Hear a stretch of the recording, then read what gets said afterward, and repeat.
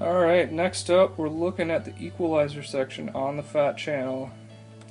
You see we have four sections. We got this equalizer section highlighted here. We got four sections within that: low, low mid, and high.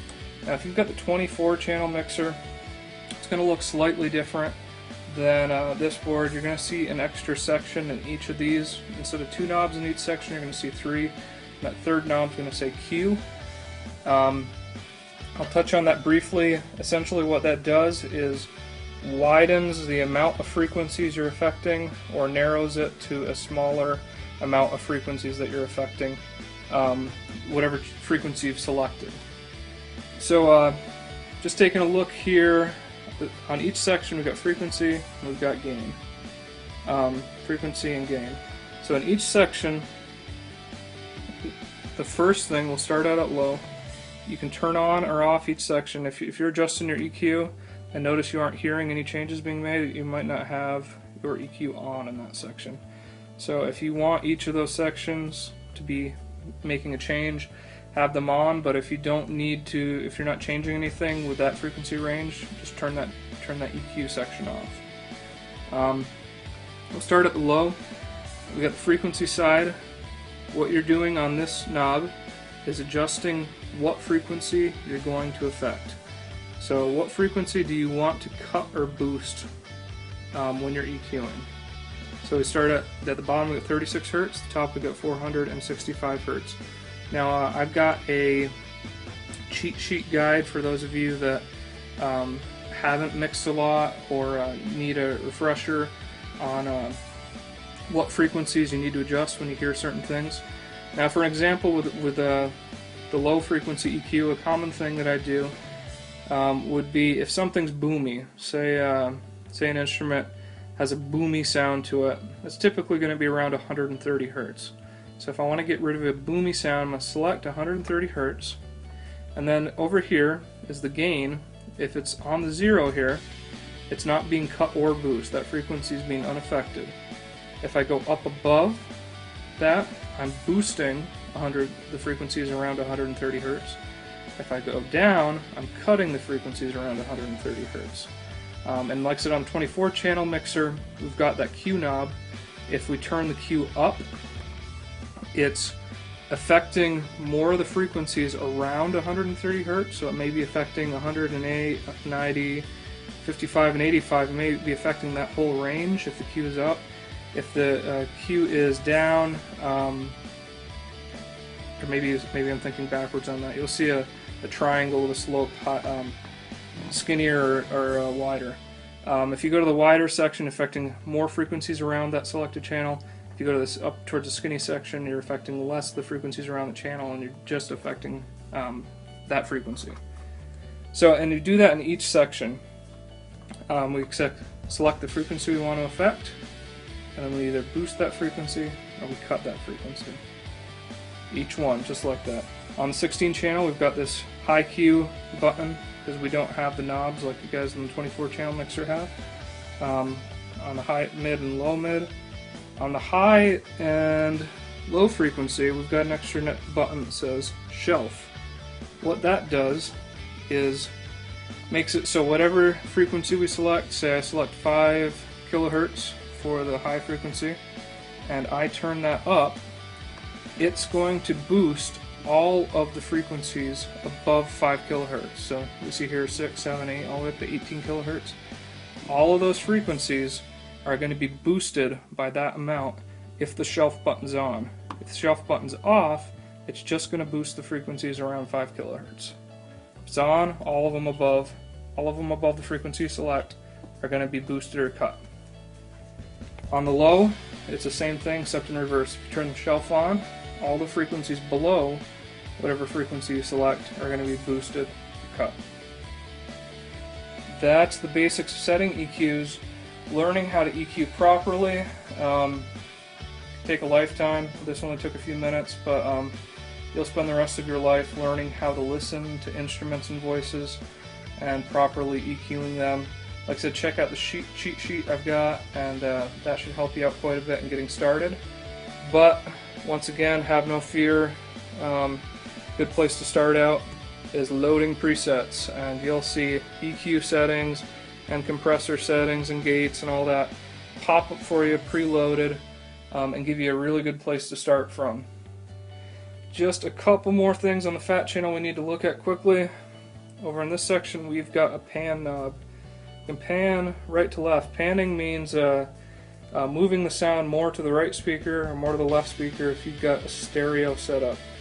Now in most church situations I would recommend not panning. Now the reason for this is if you've got people sitting right next to, in the front, right next to the right speaker, and people on the right in the front sitting next to the left speaker, if you pan an instrument it may sound good back where you're standing, having a nice stereo spread, but the person who's standing next to the right speaker is going to hear a lot more of whoever you pan to the right, and the person standing next to the left speaker isn't going to be able to hear that person as well. So typically I'm not going to pan in a church situation or concert situation where people are up close to the speakers. The other thing we've got next over here is the stereo link button. You'll see that I have two channels on my mixer that are linked stereo, and when I hit the mute here, you'll see it turns off and on the mute on both channels. When I select, it selects both channels, and the EQ and all the settings for those channels are the same for both channels, and it pans both things to the right and the left since they're stereo pair. So what this I have set is inputs coming in from a CD player, and so they just pan to the right and left automatically, and they're grouped together. Now so you can see what I have over here is the stereo button link is selected. If I turn this off, if I hit the stereo link button, those channels are not going to be linked. So you can choose to link channels or unlink channels. Just know that it's going to be always in groups of two. In order, you can link 1 and 2, but you can't link 2 and 3. So you can link 1 and 2, 3 and 4, 5 and 6, 7 and 8, and that's how you link input channels. You can also link aux output channels. So I've got aux 1 and aux 2 linked because I have a stereo mix going out for in-ear monitors. I got stereo left and stereo right, and so when I selected aux 1, the way I set this up is I select aux 1 and hit the stereo link button, and it linked it to 2. We'll talk about aux mixing more in a little bit, but that's what the stereo link button does.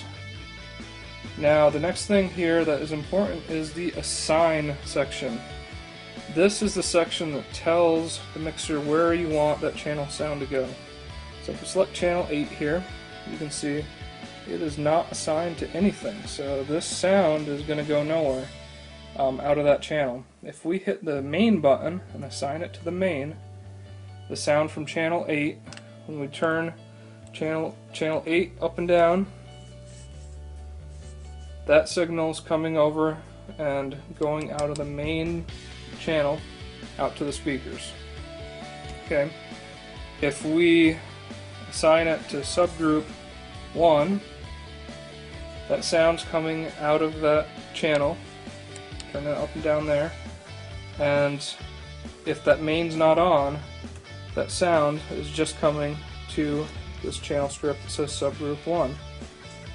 Now where it goes from subgroup 1, you select subgroup 1, and I'm going to tell that to go to the main, if I wanted that to go to the main output. So each of the subgroups, you can choose to send it to the main, or you can choose, there are subgroup outputs on the back of the mixer, so if you wanted to create a separate mix for that subgroup, you can do that. But one thing that's really helpful to use subgroups for, what subgroups are often used for, is mixing drums. So say you have multiple mics on a drum set. Say my drum set is 13, 14, and 15. Once I get all of the drum mics, the drum set is balanced. So say I've got kick and tom and snare and then overhead mics for my cymbals, and I've got them all set where I want them. when I want to turn up my drums up and down, I don't want to have to evenly make sure I'm moving all of these at the same time. So rather than sending each of those channels directly to the main output, instead I'm going to select each of those channels and make sure it's not going to the main. I'm going to select each of those channels and send it to a subgroup. I'm selecting subgroup 1. So I've got each of those sent to subgroup 1, and then over here on subgroup 1, I'm going to select that, I'm going to tell that to go to the main. So now, since I've got all these drums evenly mixed the way I want them, they sound the way I want, all of them, instead of going directly out to the speaker, are going to subgroup 1, and then subgroup 1 is going out to the speaker. So now when I want to change the volume of that whole drum set, I can just turn up and down subgroup 1, and it's like I'm turning up and down all these faders all together the same amount at once. So now I can adjust the whole drum set without having to come over and adjust each of the drum mics individually.